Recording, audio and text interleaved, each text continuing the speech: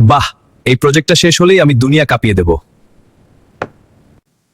ধুর, এ মাও না, এখন ফোন না দিলেই কি হয়? আসলে এখন কফি ব্রেকের সময়, মিটিং এ থাকার ভানটা দরকার।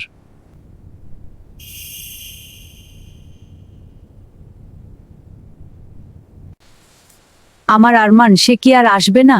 শরীরটা ভালো যাচ্ছে না বাবা, একবার শুধু তোকে দেখতে মন চাইছে। এই প্রজেক্টটা শেষ হলেই আসবো মা, এবার তোমাকে হজে নিয়ে যাব, তুমি দোয়া করো। সেই প্রজেক্ট কবে শেষ হবে কে জানে। কে কে কথা বলে?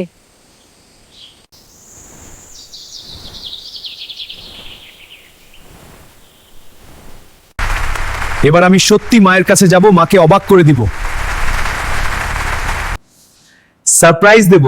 হজের টিকিট, ভিসার কাগজ সব রেডি, মা দেখলে কি খুশি না হবেন। চিতল মাছের পেটি আর হাঁসের মাংস, উফ।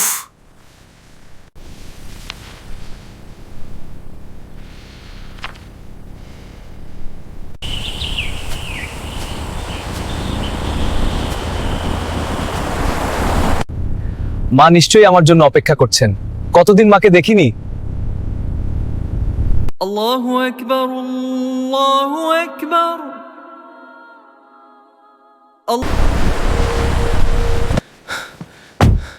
এত মানুষ কেন, কি হয়েছে?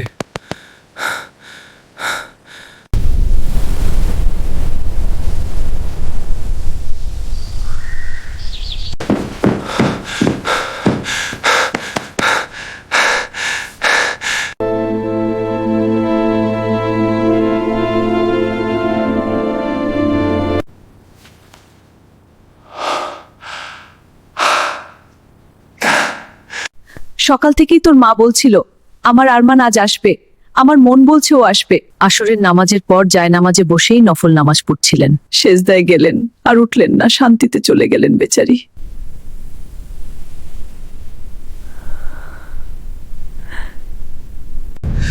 মা ওঠো, মা দেখো আমি এসেছি, তোমার হজের টিকিট এনেছি মা।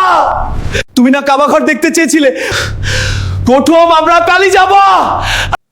ভাই সব, আজ আমরা এক পুণ্যবতী মায়ের জানাজা পড়ছি। রাসূলুল্লাহ সাল্লাল্লাহু আলাইহি ওয়াসাল্লাম বলেছেন, মায়ের পায়ের নিচে সন্তানের জান্নাত। আরমান সাহেব, আপনি দুনিয়ার অনেক বড় স্থপতি হতে পারেন, কিন্তু আজ আপনার জান্নাতের সবচেয়ে বড় দরজাটি চিরকালের জন্য বন্ধ হয়ে গেল। মা বেঁচে থাকতে আমরা সময়ের দোহাই দিই, কিন্তু মৃত্যু তো সময়ের দোহাই মানে না। কতবার মা তাকে ফোন দিয়েছিল আর সে বলেছে পরে কথা বলবো, সেই পরে যে আর কখনোই আসবে না তার সেদে।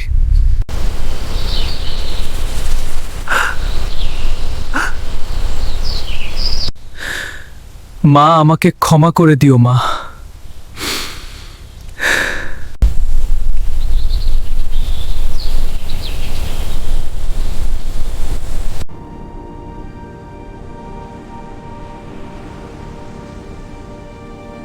মানুষ যা কিছু অর্জনের পেছনে আজীবন দৌড়ায়, দিন শেষে আপন মানুষকে হারানোর বেদনার কাছে তা তুচ্ছ। সময়ের কাজ সময় না করলে পরে শুধুই আক্ষেপ সঙ্গী হয়।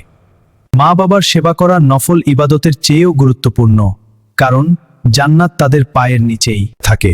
মৃত্যু কাউকে নোটিশ দিয়ে আসে না, তাই ন্যাক কাজ বা আপনজনকে সময় দেওয়ার জন্য আগামীকালের অপেক্ষা করা বোকামি।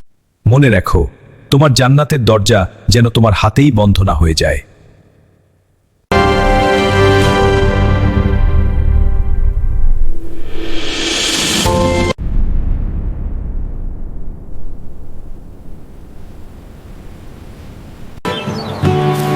তুমি কেন সাবস্ক্রাইব করনি? এখনই সাবস্ক্রাইব করো নতুন ভিডিও দেখতে চাইলে।